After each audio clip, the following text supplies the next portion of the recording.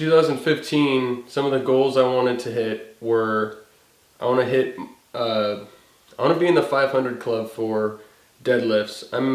I could probably hit 430, maybe 440 for one rep max, but right now I'm doing like 415 for about 8 reps, and that's after a few sets of building up to that.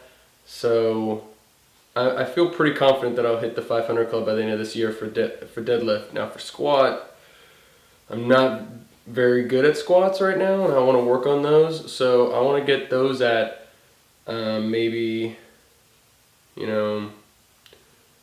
between 300 and 400. I haven't really decided on what I really want to hit for that, but I want to hit between 300 to 400 pounds, which is not really impressive in comparison to other people, but I don't care about that. I care about improving me. That's it. I don't really do any bench press. I do a lot just because I always go there by myself, and I do not want to need someone to do, help spotting me or anything like that. So I usually just do dumbbell, chest exercises, because I like free weights, but I don't want to have to rely on anybody. So I don't know what I'm going to do about that, but I'll just improve what I can with those, because one of my other things, I want to build up my chest. I want to get good I want to get shredded, and I have good strong abs too, and I have good core. I also want to develop my shoulders more, and those are pretty much my main motivations and main goals I want to hit for 2015. I want to up some PRs, and I want to help develop some certain muscle groups, like maybe my upper chest, or just chest overall, really. Like I said prior, I'm on a bulk, and I'm going to be on a bulk probably for the next couple of months. I'm going to get another 3 months to get shredded for the summer, and then that's my main goals for 2015. Another thing to put in your arsenal to help motivate you to get to the gym is setting short-term and long-term goals. Like, say for instance, my transformation of 2012, my short term was just to lose maybe 2 to 3 pounds a month, maybe 3 to 5 after a while. But I wanted to have a realistic short-term goal so it doesn't demotivate me. And then the long term, of course, in the year, I wanted to drop between 20 and 30 pounds. Now the things that really helped me stay on track were measurements. Now I didn't just weigh myself, because unfortunately your weight's going to fluctuate because you're losing fat and gaining muscle. Now obviously you're going to be losing fat faster than you're going to be gaining muscle usually.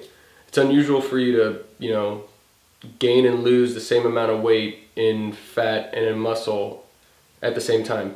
It's usually not possible unless you're using some type of drug that helps, like steroids. So I took measurements of my hips, I took measurements of my waist, my chest, my arms, my neck, and my legs, just to see if that stuff is growing. So I could take some type of, like say for instance my weight didn't go down that week, I could at least know my waist went down, so I know I'm still losing weight, if that's of course my goal.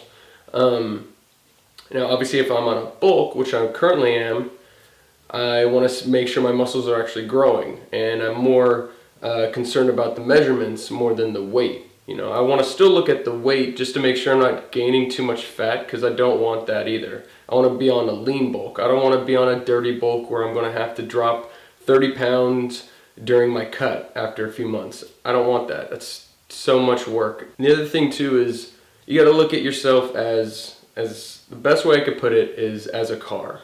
You could be born as a Ferrari and have like great genetics where you have a fast metabolism but you're able to create muscle really fast.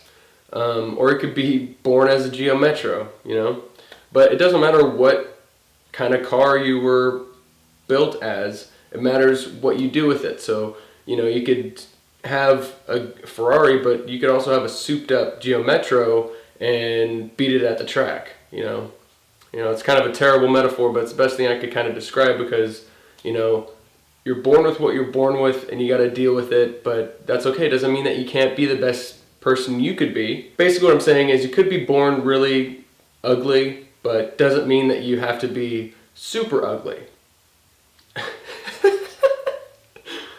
That's retarded. But yeah, whatever your motivation is, you need to stick with it. And hopefully my motivations maybe have turned into motivations for you. Who knows? Everyone is motivated differently. I'm motivated by progress. You know, if I notice progress, whether it be in measurements or in weight, I know that I'm doing something right and I just need to continue it. And that's all. Feel free to comment down below and let me know what your goals are. You know, tell me what you want to improve on and, you know, what PRs you've hit. And, you know, maybe share some tips that you've had to help you bulk or gain muscle or help get you shredded, because, you know, everyone has different goals and I'm going to have different ones that are evolve throughout the year, obviously, because I'm going from a bulk to a cut and probably back to a bulk in the fall. But, you know, it's good to know certain tips and certain little things, and I'll give you tips and stuff like that that has helped me to achieve my goals, and hopefully that'll help encourage you and help you hit your goals. So yeah.